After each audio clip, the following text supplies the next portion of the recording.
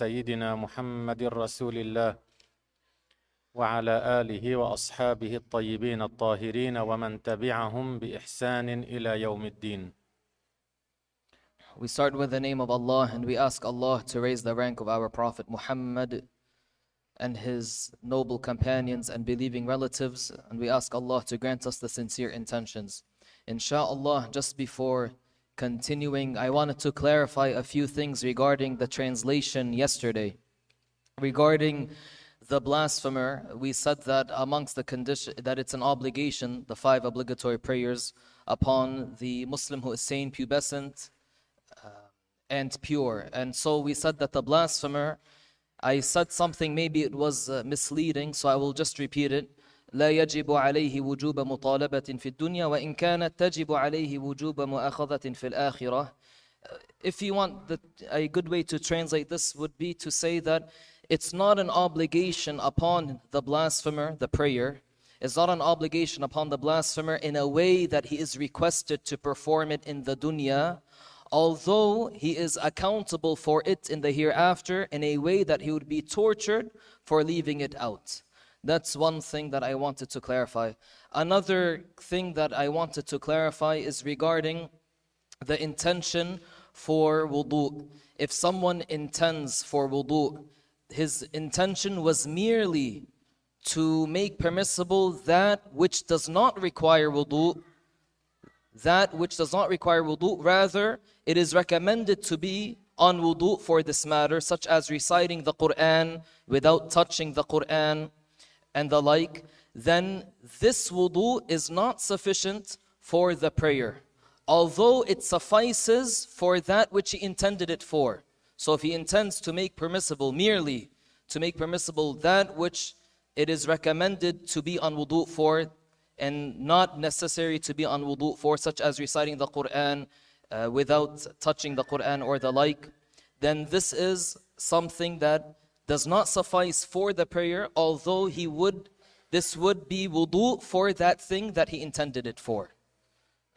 And there was one more thing that I also wanted to clarify, and that was regarding the intention for the renewal wudu. We said that this would not suffice for the wudu that one needs for the obligatory prayer, and we said it is recommended to make this renewed wudu in a way that if one prayed dhuhr with wudu, he made wudu, he prayed dhuhr, and then asr came in and he wants to make wudu again, it is recommended for him to make wudu again, a renewed wudu, even though he was already on wudu. This is recommended. However, if the person made this renewed wudu for asr, and then he remembered that he actually broke his wudu beforehand, this renewed wudu, that was his only intention, then this renewed wudu would not suffice. He would need to remake the wudu for the prayer. So I hope this clarifies anything. If I misspoke yesterday, if I said something misleading, I hope that clarifies it. ماشي Sheikh Rabi' هيك منيح. بارك الله فيكم.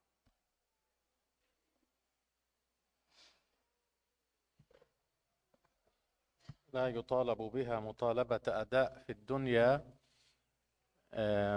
الكافر بالصلاة لأجل هذا، لأنه لم يكن مطالبا بها مطالبة أداء. إذا أسلم لا يجب عليه قضاء تلك الصلوات لأنه لم يكن مطالبا بها مطالبة أداء. Because the blasphemer is not requested to perform the prayer in this dunya, in a way that he would be requested to perform it in this dunya, this is why the blasphemer, if he embraces Islam, he does not need to make up those prayers that he missed.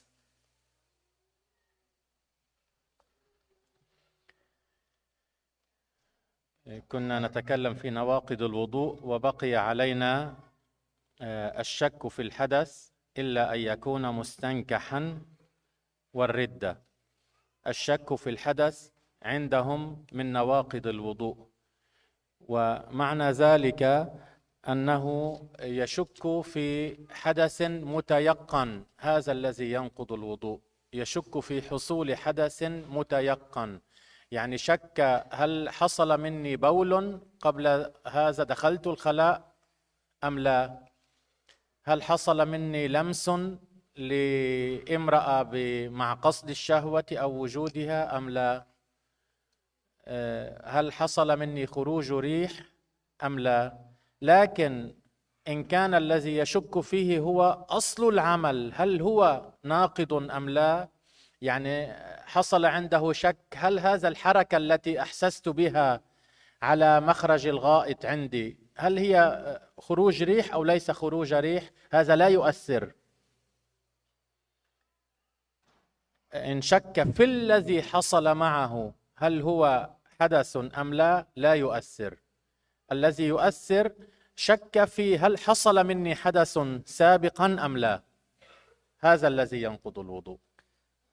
So we were speaking about the invalidators of wudu, and the remaining invalidators are doubting about the ritual impurity, except if one doubted daily, and apostasy.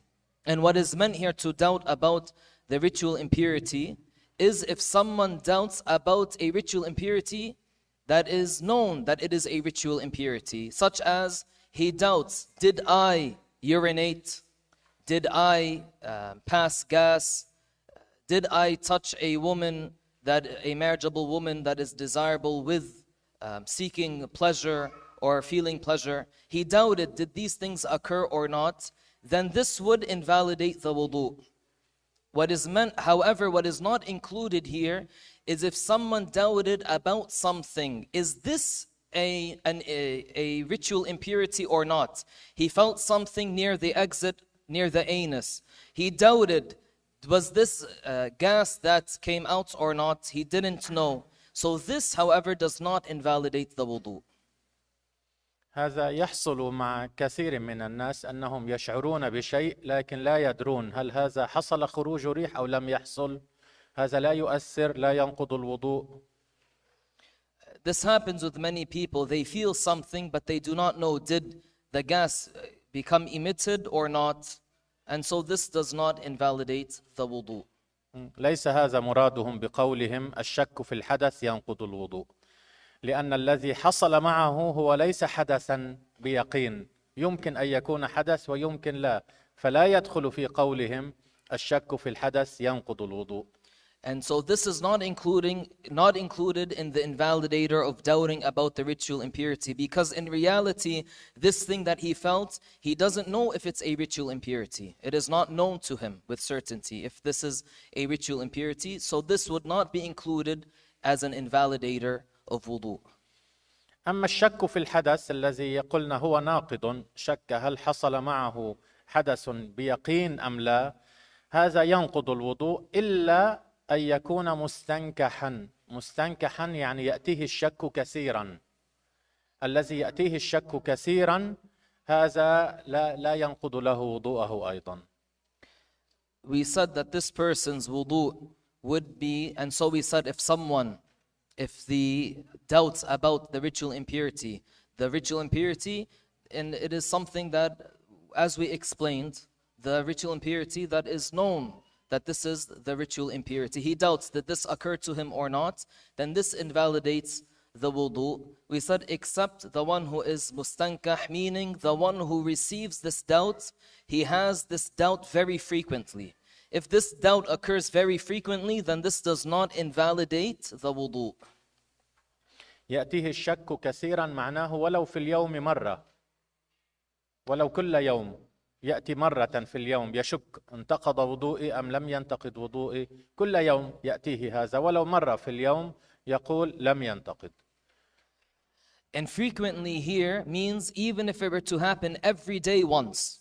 If this doubt were to occur to him daily, even if it was once a day, then this person would be in a state that he's considered mustankah, that this doubt occurs to him very frequently, and so this doubt therefore would not invalidate the wudu. وهذا يسري عندهم، هذا الحكم حكم المستنكح يسري عندهم في غير الشك أيضا، ليس فقط في الشك في الوضوء. يعني شك هل يأتيه الشك كثيرا، غسلت يدي أم لم أغسل يدي في الوضوء، مسحت رأسي أو لم أمسح رأسي، يقول فعلت، إن كان الشك يأتيه كل يوم. And this doubt or this excessive doubting, the one who is mustankah, this doesn't only apply to the invalidating of one's wudu, this also applies to other matters as well in the Maliki school. For example, if someone, when he makes wudu, he doubts, did I wash my face? Did I wash my forearms and hands? So this doubt occurs to him daily. In this case, he says, I did wash my forearms and hands. I did wash my face, and he continues. دائما يعامل الخاطر بضد ما يريده منه. الشيطان ماذا يريد لما يكثر الخواطر على الناس؟ يريد أن يتعبهم، أن يعيد الوضوء دائما، ثم يقول لعلي ما مسحت جيدا ثم يعيد، لعلي ما غسلت رجلي جيدا ثم يعيد، يريد إتعابه. فهو يعامله بضد مراده. إن قال له فعلت ومضى يكون ارتاح وليس أتعب نفسه وزاد، وليس هذا مراد الشيطان. مراد الشيطان إتعابه، فيجد الشيطان أنه ما حصل له مراده، أراد إتعابه فأراحه فيتركه. And so the way that one should deal with these thoughts that the devil may throw into one's heart, may whisper to one, is in a way that is not in accordance to what the devil desires from you. The devil, when he throws these thoughts into your heart and the like, this is in order to make you exhausted and tired in performing the worships.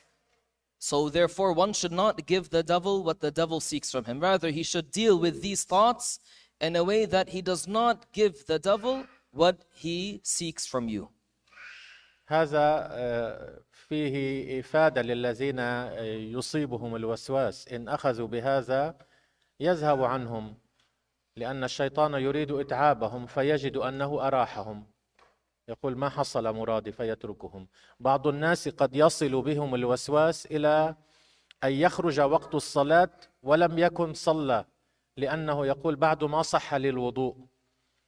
يذكرون في بعض كتب الفقه أن بعض الناس وصل بهم الوسواس إلى أن وقف على نهر دجلة يريد الغسل الواجب من الصباح حتى غربت الشمس، فقال اليوم ما صح لي، غدا أكمل.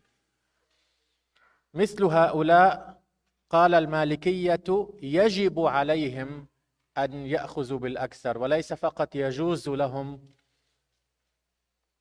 يعني يقول فعلت، إن بدأ بغسل يده يقول له الشيطان بعد ما تم، افرك بعد، انظر إلى تحت، انظر هنا، أعد غسل بين أصابعك لعله ما وصل الماء.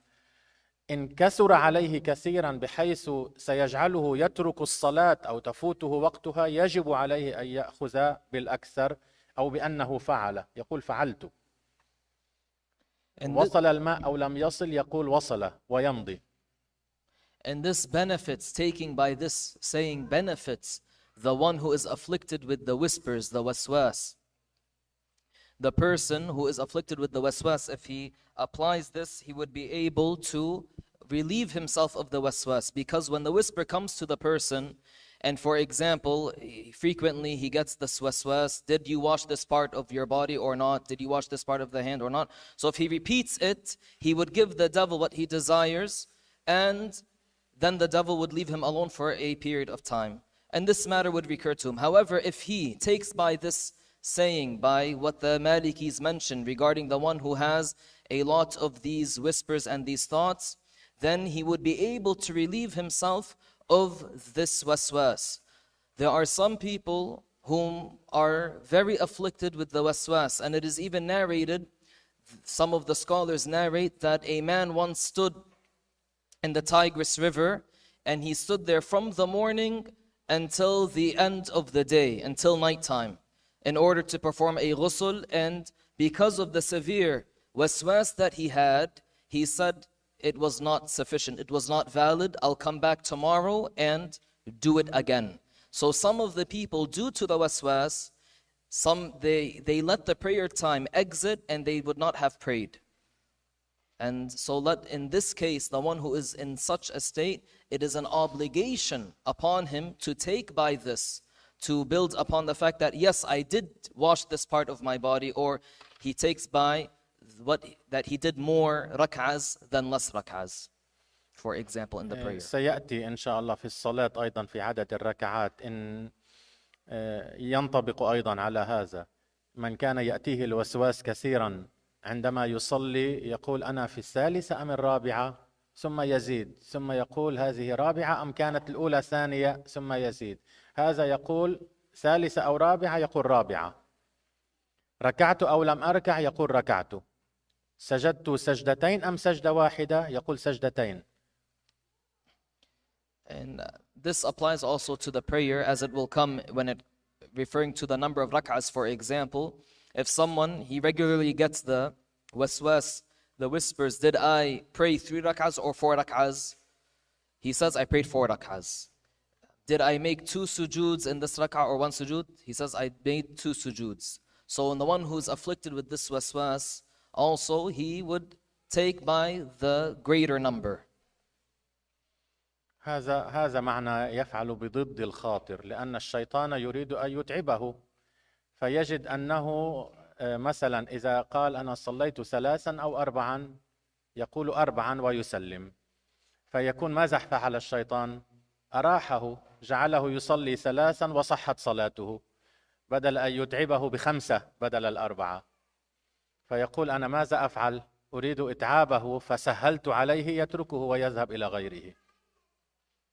And so this is what it means, that the person should not, when dealing with these whispers, one should deal with it in a way that he does not give the devil what the devil desires. So when the devil whispers to the person, did you pray 3 or 4 rak'ahs, and this person gets this waswas or this thought on a regular basis, as we explained, then he says, I prayed 4 rak'ahs, and he makes as-salam. And in this case, if the person did this, then the devil would leave him and he would go to someone else to bother. قال المؤلف رحمه الله: والردة كذلك، الردة عندهم مفسدة للوضوء، لأنهم قالوا الردة تحبط الأعمال، ومن جملة الأعمال الوضوء، فإذا حبط الوضوء آل أمره إلى ما كان عليه قبل الوضوء، وهو عدم الوضوء. And also, apostasy is an invalidator of wudu. According to the Malikis, apostasy is an invalidator of wudu because the apostasy, as it is known, it nullifies the good deeds that one did. And so as a result, one's wudu would be invalidated by this apostasy.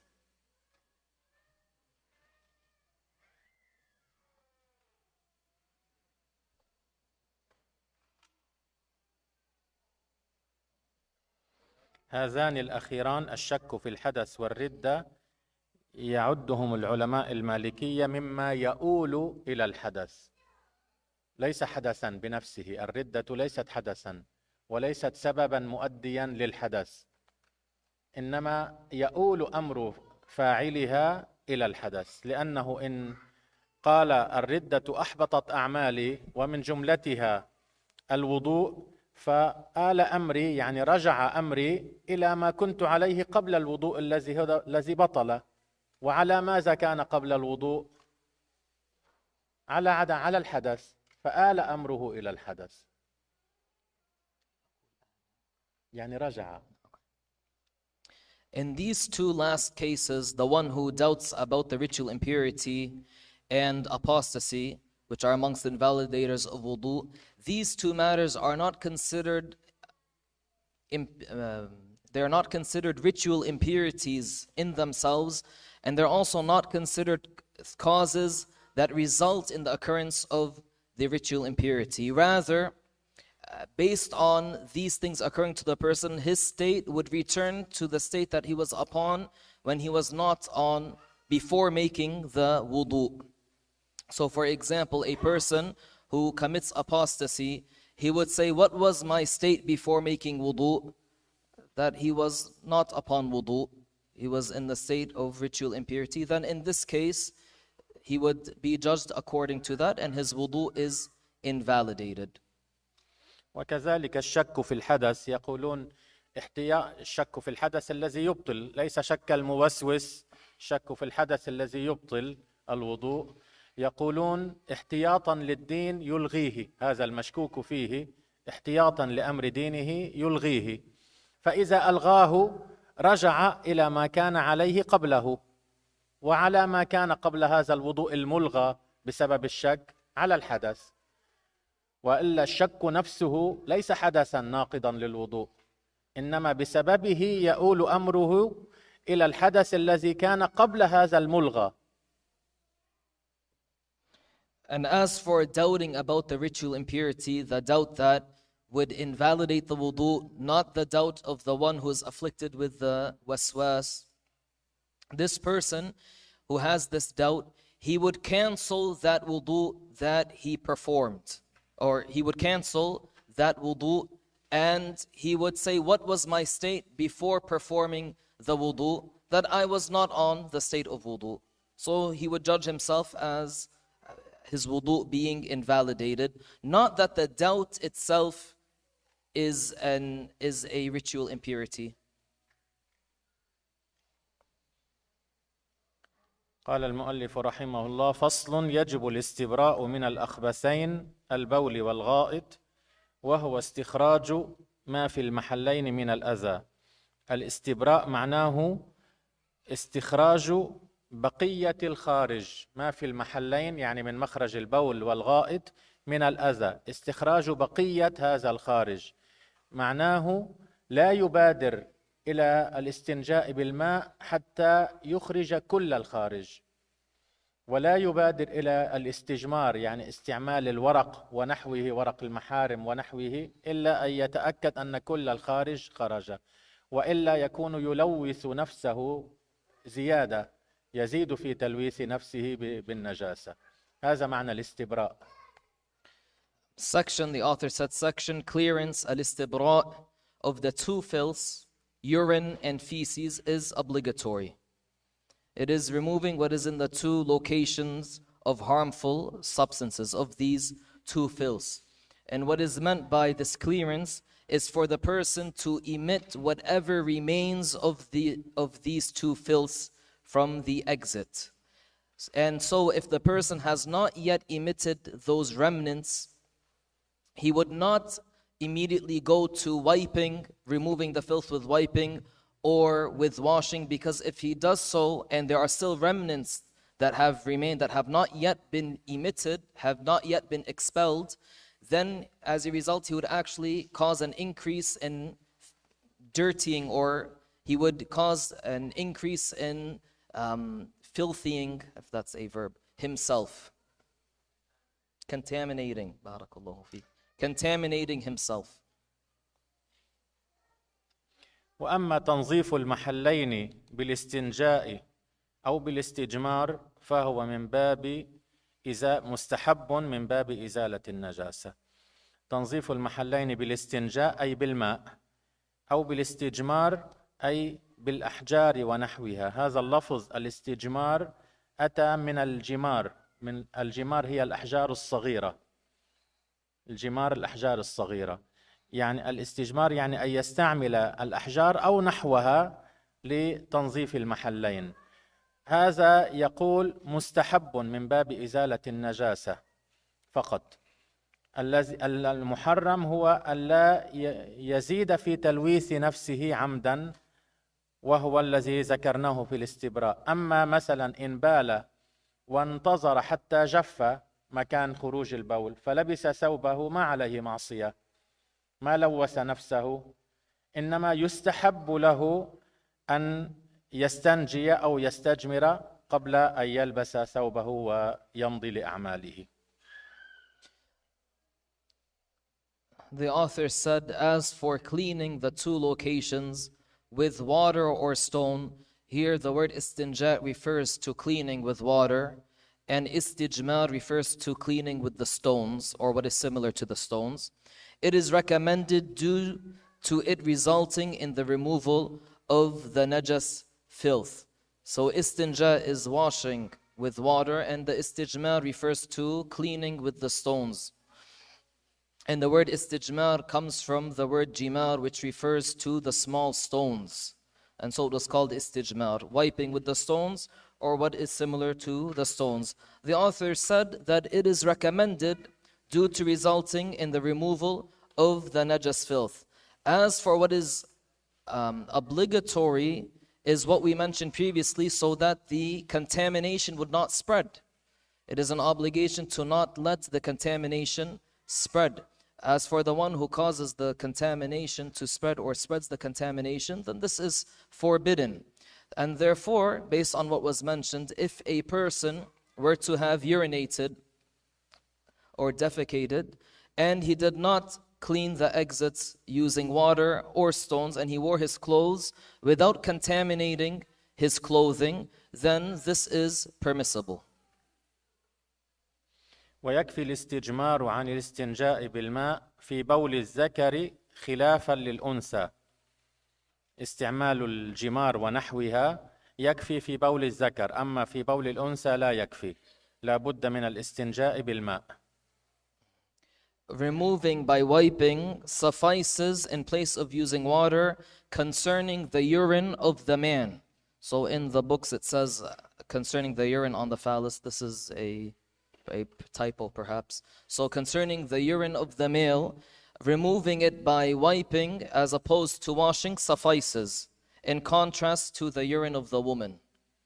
وفي الغائط ما لم ينتشر الخارج عن المخرج كثيرا فلا بد فيه حينئذ من الاستنجاء بالماء. كذلك الغائط للرجل والمرأة يكفي فيه الأحجار أي ونحوها ما لم ينتشر كثيرا عن المخرج. إن انتشر عن المخرج كثيرا لا بد من الماء. The author said, and for feces as well, as long as what exited did not spread out from the exit immensely. Likewise, it is enough for the person to wipe, to clean with wiping instead of washing with the feces, as long as the exited material did not spread greatly from the place that it exited from. In such a case, and so in this case, as long as it did not spread immensely, then it is sufficient to wipe instead of washing. That would suffice to wipe. However, if the feces were to have spread immensely beyond the exit, then one would need to use water. ويشترط في الاستجمار أن يكون بقالع طاهر جامد غير محترم كحجر أو ورق. قالع يعني شيء يقلع النجاسة ولا يزيدها. طاهر يعني يكون طاهرا. أما إذا كان الحجر نفسه أو الورقة نفسها نجسة فهذا يزيد في النجاسة ولا يقلع النجاسة. ويخرج بالقالع الأملس الذي لا يقلع كالزجاج ونحوه. The author, may Allah have mercy upon him, said, it is a condition when removing the filth by wiping, or when cleaning by wiping, al-istijmar, to wipe with something that is uprooting, pure, solid, and not respectable and unrespectable, like a stone or a page or a paper. So regarding that, which amongst the conditions is that this object that one is using for wiping needs to be uprooting, meaning it cannot be of a material that would cause the spread of the filth, as opposed to that which is smooth. Something that is smooth, that would, like glass for example, this is something that would spread the filth. It is not uprooting. So this would not suffice for wiping. Rather, one would need to use an uprooting material. And likewise, it must be pure. Because if one were to use something that is najas filthy, this would also cause an increase in the najas filth, an increase in the contamination. So it would not be sufficient. غير محترم معناه ورق المصحف مثلا أوراق الكتب الشرعية ولو لم قطع منها الجزء الفارغ من ورقة المصحف، هذه لا يجوز استعمالها للاستجمار بها. And likewise, it must be unrespectable. Therefore, one cannot use the papers from the Quran nor from the books of religious knowledge. Even using the margin of the Mus'haf, if one were to rip a piece of paper from the margin of the Mus'haf that is blank, it is not permissible to use this for wiping. ولا يشترط فيه العدد على المشهور، بل المطلوب هو الإنقاء دون العدد. عند الشافعية ماذا يقولون؟ ب3 أحجار. عندهم لا يشترط العدد، ولو أنقى بمرة واحدة كفى، أنقى بمرتين كفى. المشترط هو الإنقاء دون العدد. The author said a certain number of wipes is not a condition according to the famous saying. Rather, what is required is cleaning and not a particular number of wipes. And this is different from the Shafi'is, where they say that there must be at least 3 wipes. According to the Malikis, it is enough if one were to have wiped and the area became cleared of that najas filth, then this would suffice. Or if he wiped twice, this would be sufficient. قال ولا يكفي الاستجمار عن الاستنجاء بالماء فيما انتشر عن المخرج كثيرا وبول المرأة، كما ذكرنا بول المرأة لا يكفي فيه الاستجمار، والحصى والمذي والمني إذا لم يوجب الغسل. ذكرنا أن الحصى خروجه إذا كان متولدا في البطن لا ينقض الوضوء، لكن إذا خرج مبلولا يكون كالبول. إذا خرج من مخرج البول أثر هذا البلل لابد فيه من تطهيره، ولو كان خروجه نفسه لم ينقض الوضوء لكن يوجد نجاسة، بهذه النجاسة لا تزال، لا يكفي إزالتها بالاستجمار، بل لا بد فيها من الماء.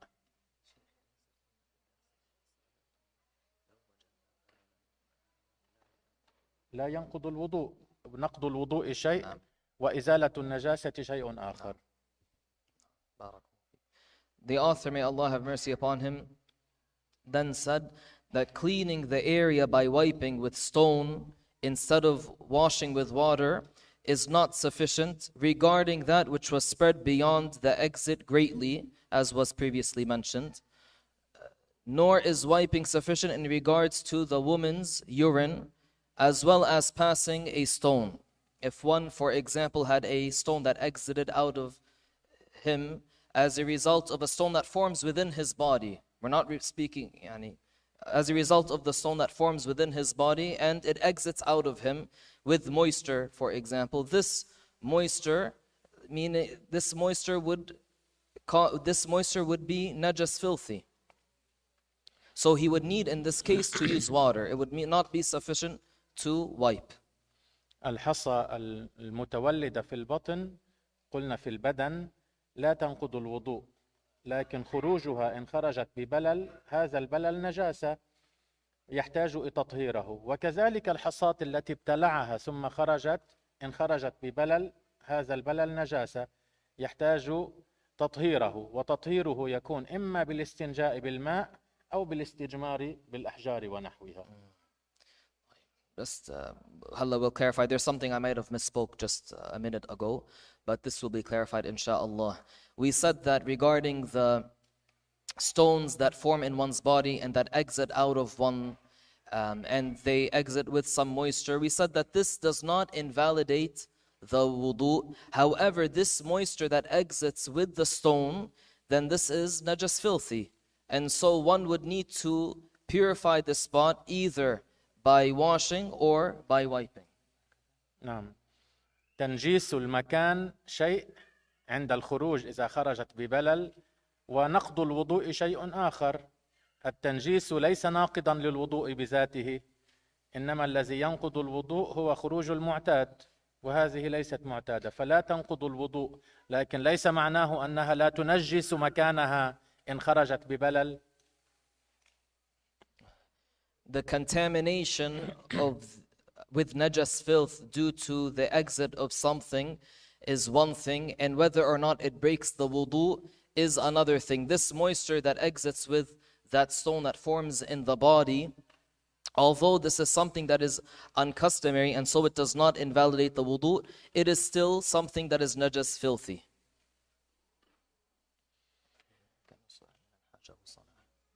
نعم. وعليكم السلام.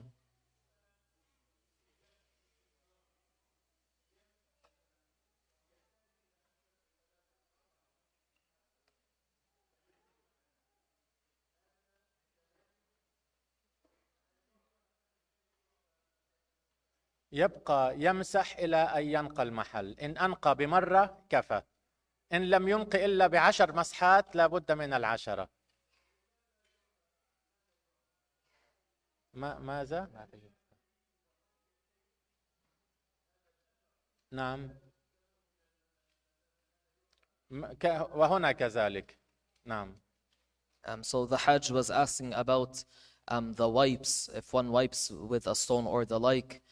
So if one, for example, as was mentioned, if one only needs one wipe to clear the area, then that is sufficient. If one needs 10 wipes to clear the area, then that is also sufficient. And Hajj Abu Salah also asked about if there is a trace that remains, there is a trace that would remain, that is excused according to the Shafi'i school for the prayer. Likewise, it is excused according to the Malikis, this trace that remains after wiping.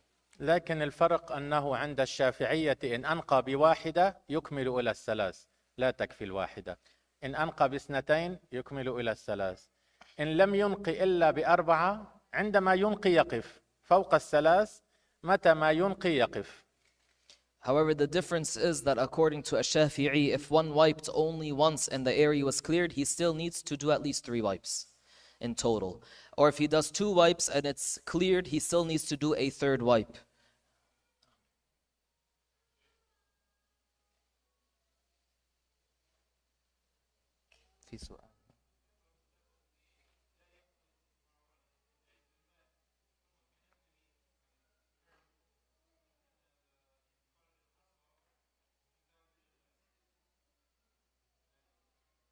نعم هكذا.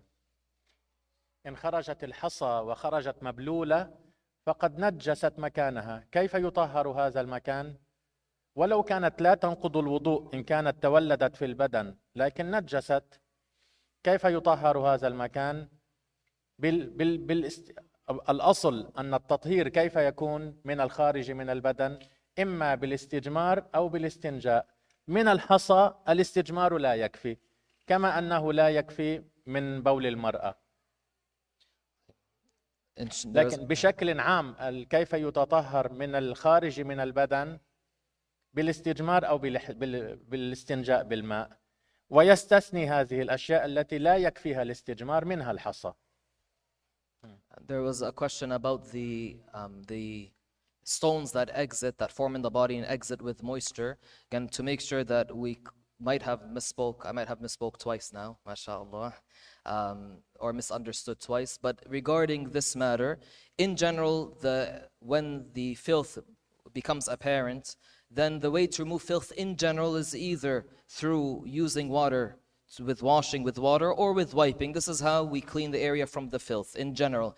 However, when it's concerning this stone that forms in the body and exits with some moisture, this moisture that is najas, filthy, it is not sufficient to clean this area with wiping with stones or the like. Rather, in this case, one must use water to remove the filth. كبول المرأة وكالغائط إذا انتشر. And this is similar to the case of the urine of the woman as well as the feces if it spreads greatly from the place that it exited. والمني إذا لم يوجب الغسل. المني أليس ذكرنا أن بعض حالاته توجب الغسل وبعضه لا يوجب الغسل إنما يوجب الوضوء. فإن أوجب الوضوء من أثر هذا المني هل يكفي الاستجمار؟ لا بد من الماء. And the author also said لأن المني عندهم نجس ليس طاهرا، فلأنه نجس من أثره لا يكفي الاستجمار بالأحجار ونحوها كالبول، بل لا بد من الماء. And we mentioned previously about the ejaculated fluid, that this can, in certain cases, it would invalidate the wudu, and in certain cases it would cause the ghusl to be obligatory upon the person. It would make the ghusl obligatory upon the person. In the case where it invalidates the wudu, one would not suffice with removing the mani by wiping, rather one must use water. And as we mentioned, the ejaculated fluid is considered najas filthy according to the Malikis. لم يذكروا إذا ما أوجب الغسل لأنه إذا أوجب الغسل سيغسل كل بدنه ومن جملته مكان الخروج. And they do not mention in this case the situation of when the ejaculated fluid makes the ghusl obligatory, because if it makes the ghusl obligatory and he washes his whole body, then he would also wash the exit where that was contaminated by the ejaculated fluid. قال ودم الحيض والنفاس لمن فرضها التيمم، يعني إن من انقطع حيضها أو نفاسها وكان فرضها التيمم. ما معنى ذلك؟ أنها مثلا مريضة لا تستطيع الغسل لكن تستطيع غسل أثر الدم. الغسل يضرها، أما غسل أثر الدم فقط لا يضرها. هذه للصلاة تتيمم، لكن لإزالة أثر هذه النجاسة لا يكفي الاستجمار، بل لا بد من الغسل بالماء، الاستنجاء بالماء. هذا مراده بمن فرضها التيمم. أو كان ما معها من الماء يكفيها للاستنجاء لكن لا يكفيها للغسل، فعليها أن تتيمم للصلاة، لكن لإزالة أثر هذه النجاسة الاستنجاء بالماء لا يكفي الاستجمار. Also, it is not sufficient, wiping, it is not sufficient for the menstrual blood and the postpartum bleeding for whoever is obligated to perform dry purification.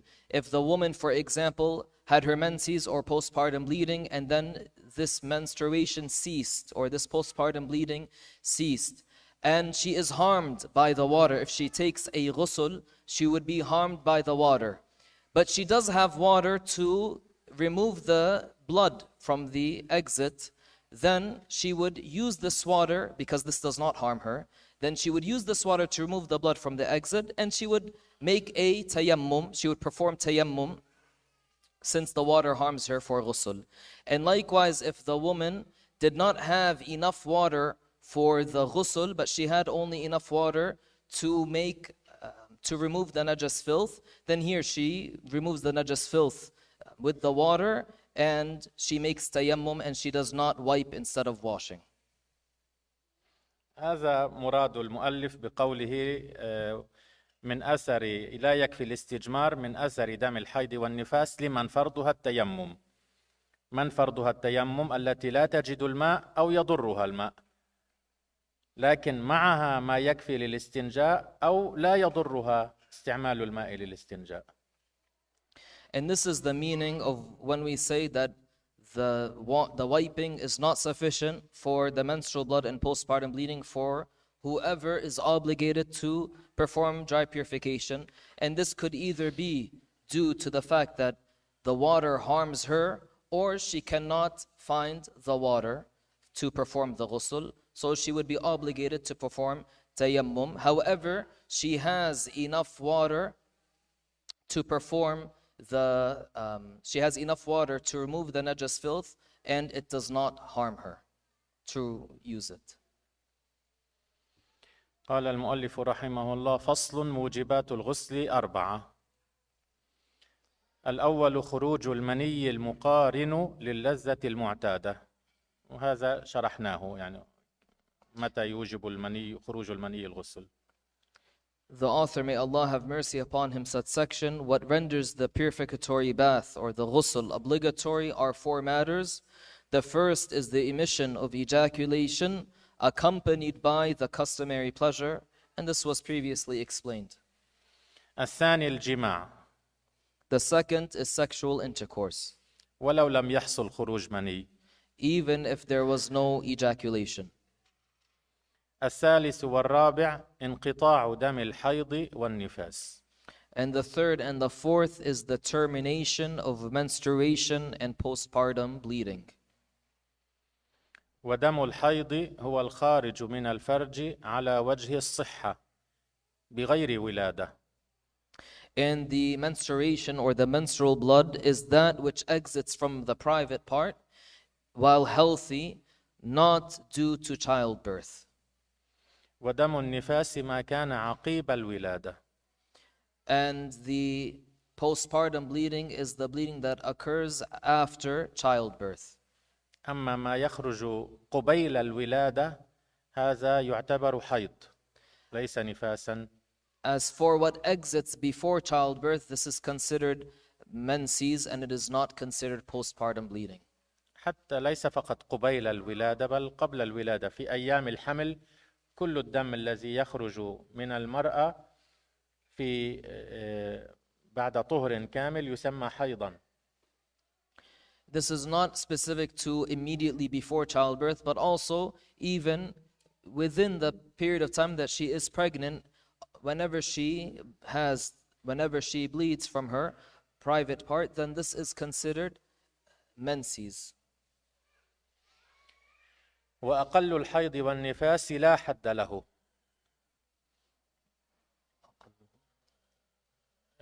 وأقل الحيض والنفاس لا حد له.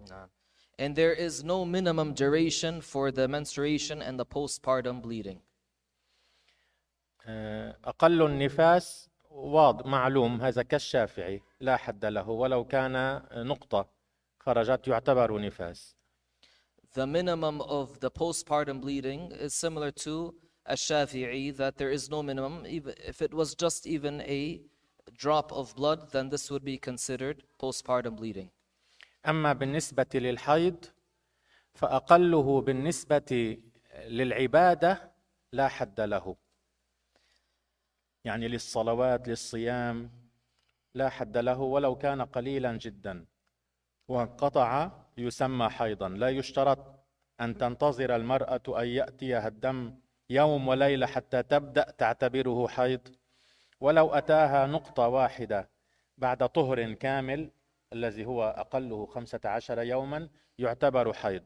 إن أتى نقطة وانقطع بعد طهر كامل صحيح تعتبره حيض، فإن انقطع تغتسل وتصلي. And as for the menses, there, according to the Malikis, there is no minimum duration for the menses as it pertains to the worships. Therefore, if a woman had a complete pure interval, a complete non-bleeding interval, which is 15 days, and after that she had a drop of blood that was emitted, that exited, even if it was one drop, she would judge this as menses.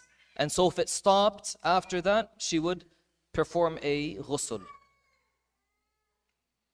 أما بالنسبة للعدة فليس لحظة أو نقطة لا يعتبر هذا حيضا، إنما المعتبر فيه يوم أو قريب من يوم، بعض يوم بالنسبة للعدد.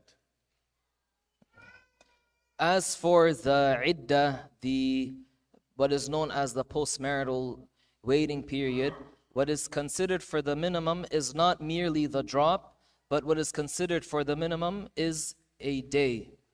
يوم أو بعض يوم. A day or a few days.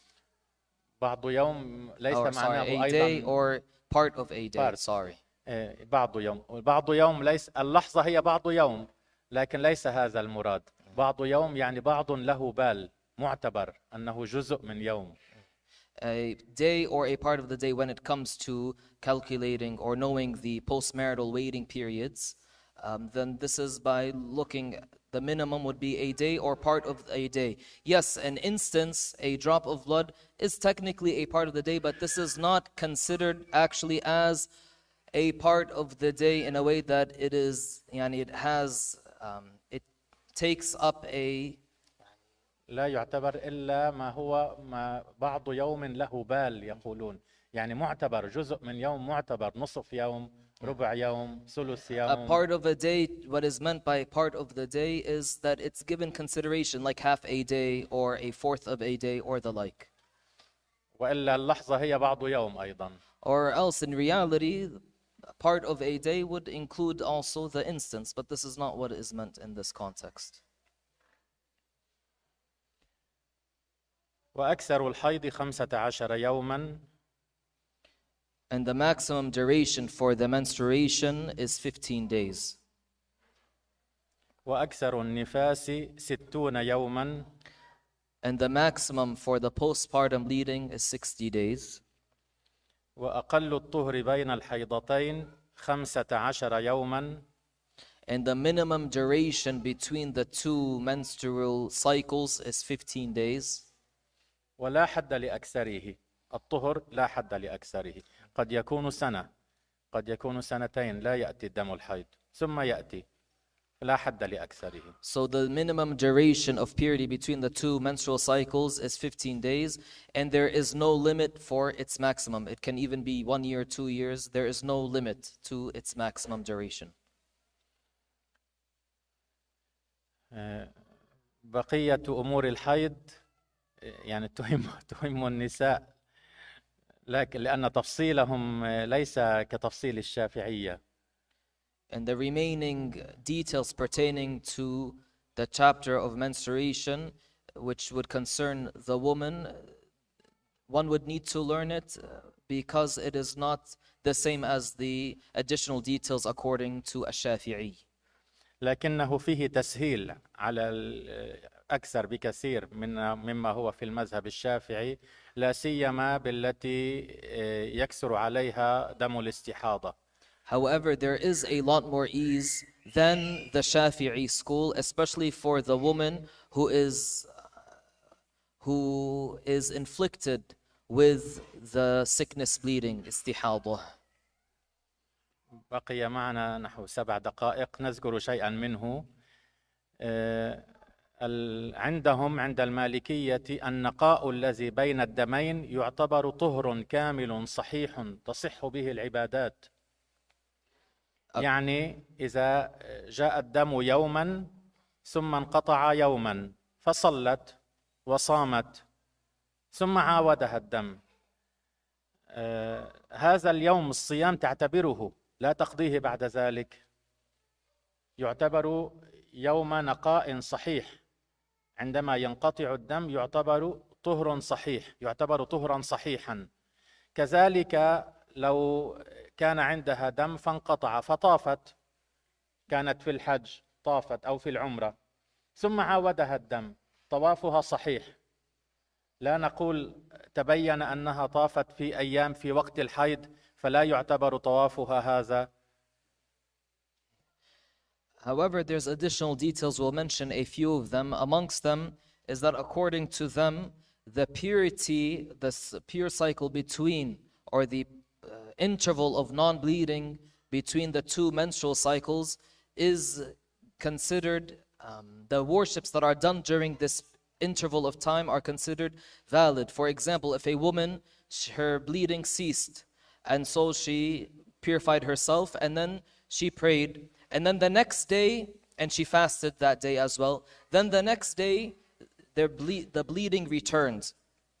She would consider that fasting that she did and the prayers that she did as valid. She would not need to make up that fasting that she did in this case. And likewise, if a woman, her menses, it ceased, and so she purified herself and she made tawaf, she went around the Kaaba, and then afterwards, a day after, she sees that there is a drop of blood. The menstruation has initiated once again. She doesn't say it is now apparent to me that this tawaf was done during the time of menses, so I have to repeat it. She would instead consider that this tawaf is valid.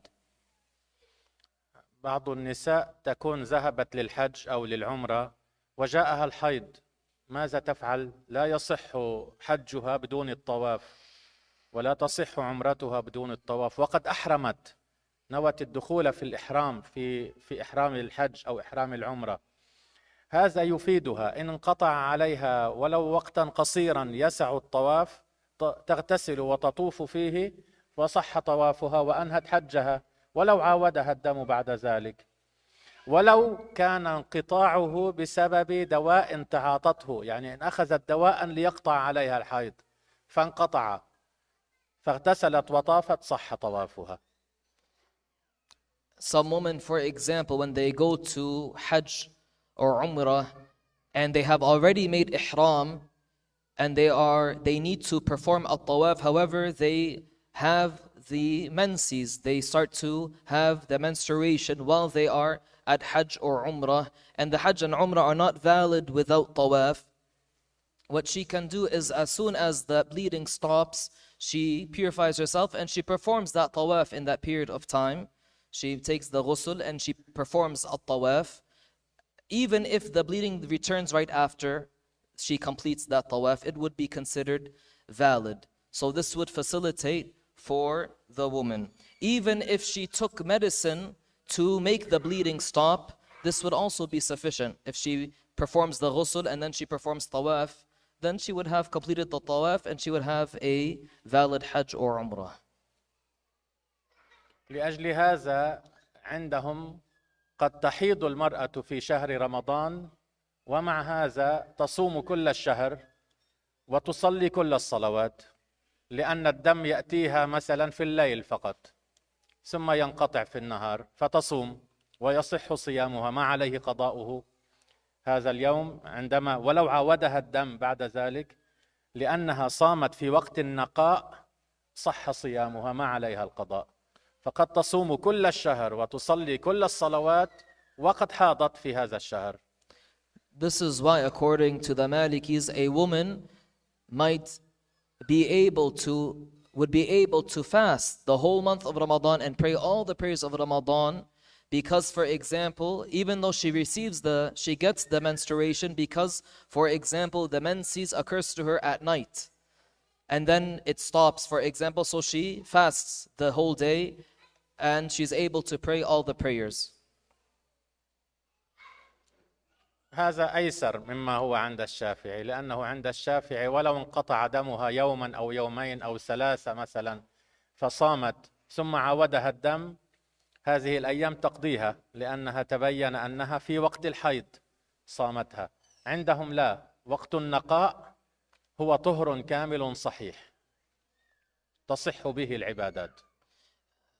This is easier than what is according to Ash-Shafi'i, because the woman, according to Ash-Shafi'i, if she is menstruating and then it stops for 1 or 2 or 3 days, for example, then it returns and she fasted those days in which it stopped bleeding, then she would still have to, and then she received the menstruation, it came back to her again after 2 or 3 days, for example, then in this case she would still have to make up those days afterwards. And so this is easier than what is according to Ash-Shafi'i. ثم بقي قليل من الوقت يعني يستفيد النساء إن شاء الله بهذا أكثر من الرجال. إن كان لها عادة، المرأة لها عادة مثلا 5 أيام يأتيها الدم في العادة 5 أيام، ثم هذه المرة زاد، مضت 5 أيام واستمر الدم، تستظهر ب3 أيام فقط، يعني تزيد 3 أيام، 6 تعتبره حيض، 7 ما زال الدم تعتبره حيض، 8 ما زال الدم تعتبره حيض، 9 إن كان الدم موجودا تقول فقط أنا مستحاضة، تغتسل وتبدأ بالصلاة، لا تنتظر لل15 يوما، وإن كان أكثره 15 يوما، لكن للمعتادة هو أكثره عادتها واستظهارها ب3 أيام فقط، بشرط أن لا تزيد هذا العادة والاستظهار عن 15 يوما. However, also one more detail that is of benefit to mention is that if she has a customary menstrual cycle, a habitual menstrual cycle that lasts a certain amount of time regularly, for example, she usually menstruates for 5 days. If the menstruation surpasses 5 days, she adds 3 additional days. So the 6th day, she would say that this is menses, if she's still bleeding. الاستظهار معناه التحقق أن هذا ما زال ضمن الحيض أم لا. She would add 3 more days in order to verify whether this bleeding is from the menstruation or from istihada, sickness bleeding. So in this case, if the woman bleeds more than 5 days, then the 6th day she would, and she's still bleeding, she would say this is menstruation. The 7th day, she's still menstruating, she would say this is menses. And likewise, the 8th day.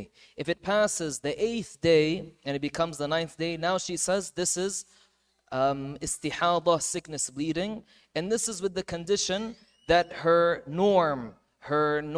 habitual duration of menses, as well as the 3 additional days that are added for verifying whether or not this is menses, do not surpass 15 days.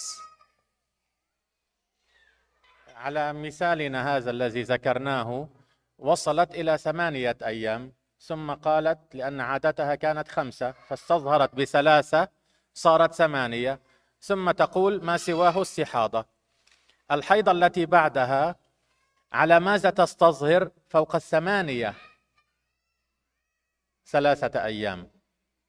المرة التي بعدها إن جاء الدم واستمر 5 حيض 6 حيض ليس استظهار 7 حيض 8 حيض 9 تبدأ بالاستظهار تستظهر 9 والعاشر والحادي عشر 3 أيام ثم تقول انتهى الحيض.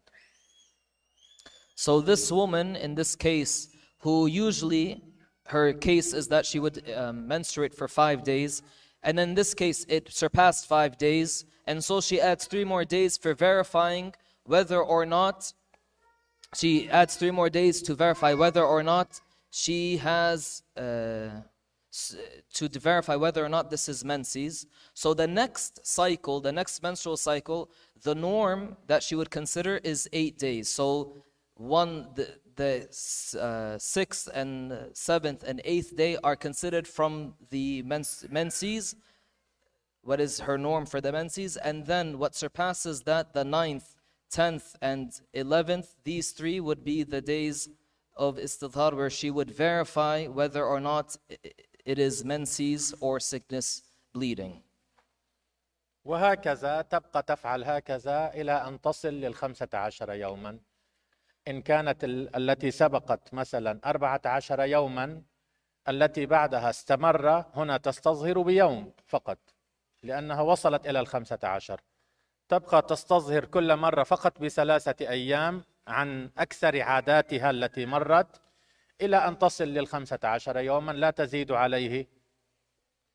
And this is how she would continue. So if it was in that case 8 days of menses, and then she added 3 more days for verifying, and she bled the 11th day, she would say this is menses, and then the 12th day would be considered istihada, and then the next time she would do the same. She would say that her menses is 11 days, and the 3 additional days are considered days of verification. And so she continues to do so until it's 15 days. So in the last case, if her menses, the norm of her menses is now 14 days, she only adds 1 more day for verifying, so that she does not surpass 15 days. بعض النساء أو كثير من النساء لا يكون لها عادة واحدة دائما 5 كل شهر 5 أيام 5 أيام 5 أيام، قد يكون مرة 5 مرة 7 مرة 6. كيف يكون الاستظهار على أكثر عادتها؟ أكثر عادتها يعني أكثر عادتها وقوعا لا عددا. يعني مثلا إذا كان يأتيها الحيض، أتاها الحيض 20 مرة 20 شهرا 5 أيام، وشهر واحد 8 أيام، على ماذا تستظهر؟ على 8، على الأكثر وقوعا وليس الأكثر عددا. وقوعا يعني أكثر مرة جاءها الحيض كم كان؟ تستظهر عليه 3 أيام.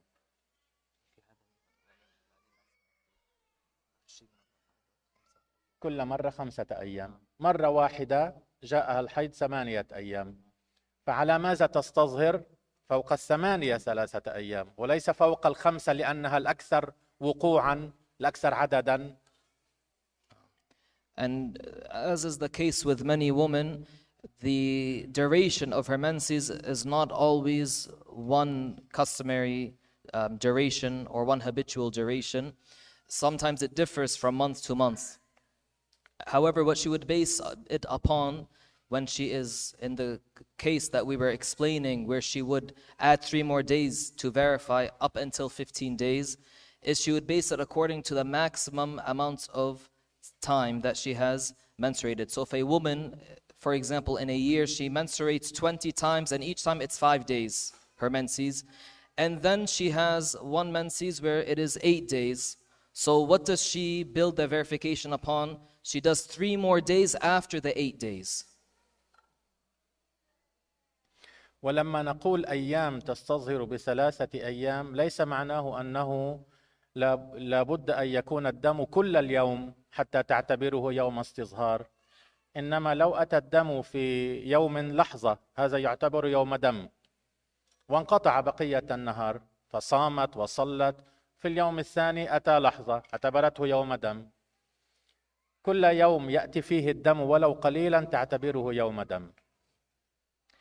And when it comes to the duration of time where she verifies for 3 more days, each day she bleeds, even if she bleeds for a moment, she considers that this is a day of bleeding, of menses. And so in this case, yes, if it cuts off after that, she might pray and she might fast and the like. However, this is considered a day of bleeding. And then the next day, if she has blood, even if it is for a moment, then she considers this a day of bleeding as well, up to 3 days and including 3 days. وليس شرطا أن تكون هذه ال3 متتالية، بل قد تكون ملفقة بينها أيام طهر أيضا. And it is not a condition that these 3 days would be right after one another. Rather, they could be interrupted with days of purity. يعني عادتها 5 أيام. في اليوم السادس ما كان يوجد دم، اعتبرت نفسها بالطهر، اغتسلت وصلت. السابع جاءها دم قليل، تعتبره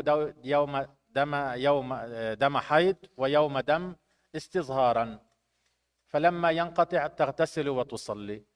الثامن ما جاءها شيء، التاسع جاءها شيء، تقول أيضا هو هذا اليوم الثاني من أيام الاستصهار، وهكذا.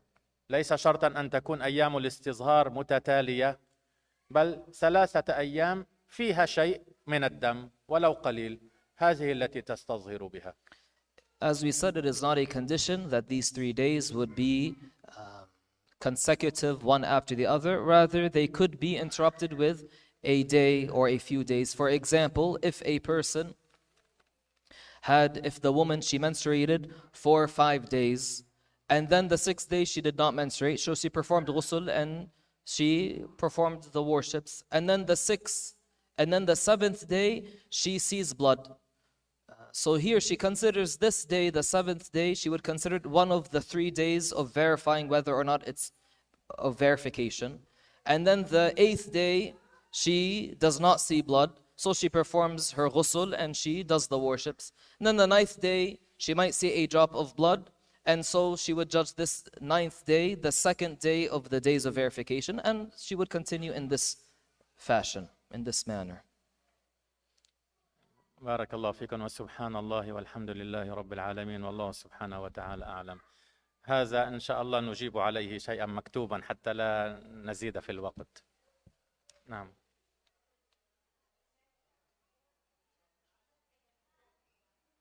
شو هو؟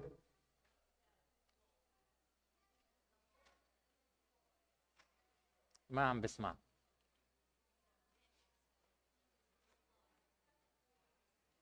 نعم، تأخذ بالوقوع وليس بالعدد. يعني مثلا كان أتاها الحيض 30 مرة 5 أيام، ومرة 7 أيام، و3 مرات 6 أيام. على ماذا تستظهر؟ على 7 الذي هو أكثر الأيام وقوعا، ليس عددا. يعني أكثر مرة جاءها الحيض بها تستظهر فوقها 3 أيام. نعم، مش عدد المرات. لا تنظر للمرات انه جاءها الحيض 20 مرة 5 أيام، لكن 8 أيام جاءها فقط 2 مرات. لا تنظر أن هناك 20 مرة هنا فقط مرتين.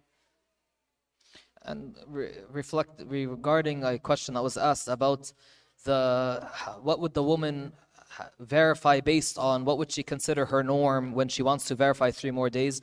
The norm is the maximum duration of menses that she had. So for example, if she in a year has 20 times she menstruates for a duration of 5 days, and then once she menstruates for 8 days, and twice she menstruated for 7 days, then what would she consider as her norm for the menses? 8 days, which is the maximum number. She wouldn't base it on the frequency of the menstrual cycles that she had. Rather, the maximum duration of menses that she had would be what she would base her norm off of, and then she would add 3 more days for verification, as was explained.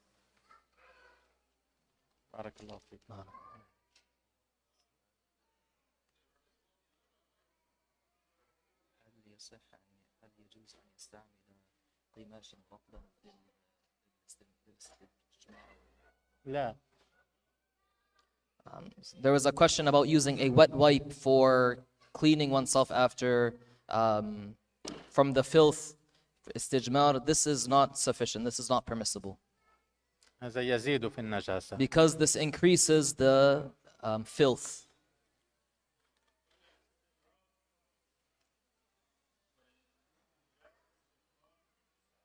نعم.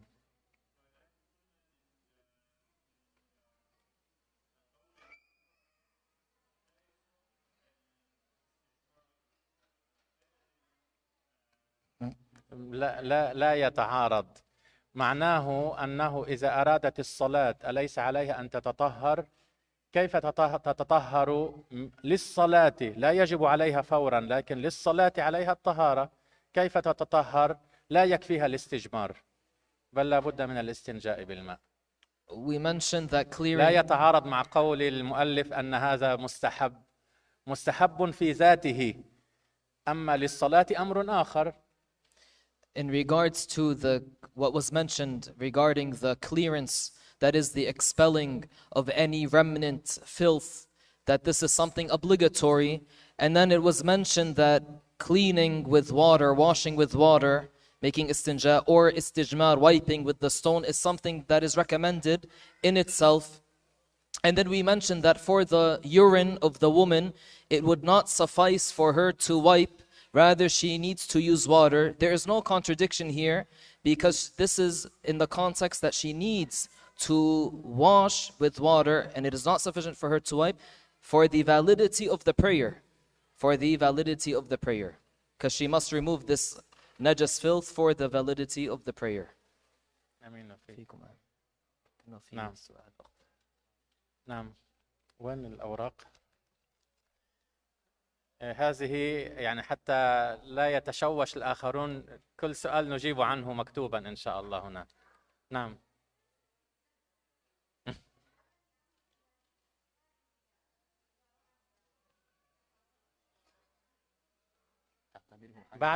بعد أن تبدأ الولادة إلى أن يخرج الولد تعتبره حيض. نعم تعتبره حيض. نعم. The first question that the sister had is if a woman فقط ما بعد الولادة هذا الذي هو نفاس، ما قبله حيض. نعم. During childbirth, if a woman sees blood, نعم. this blood is considered menstruation until she delivers the child. So the bleeding that occurs after delivery is considered postpartum bleeding. As for before delivery, this would be considered menses. أما ماء المشيمة الذي يكون كيس الذي يكون فيه الولد هذا ليس حيضا. As for the water that exits from the amniotic sac, then this is not considered menses.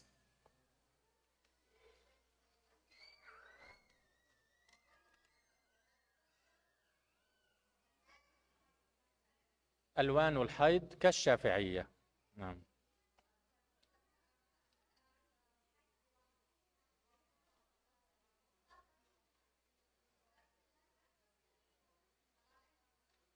إذا جاءها بعد طهر صحيح، أي دم يأتي تعتبره حيض. فإن جاء وانقطع تغتسل وتصلي. نعم، وصلاتها صحيحة وصيامها صحيح وعباداتها كلها صحيحة.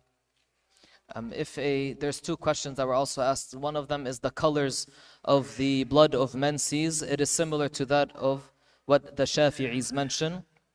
And the last question was إذا جاء وقت قليل ثم انقطع تغتسل. نعم أكيد.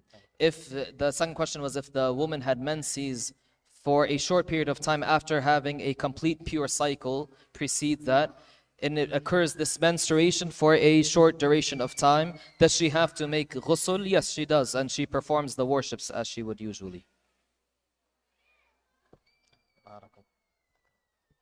أردت تقرأ هذا ثم ليس على الصوت. نعم. نهلل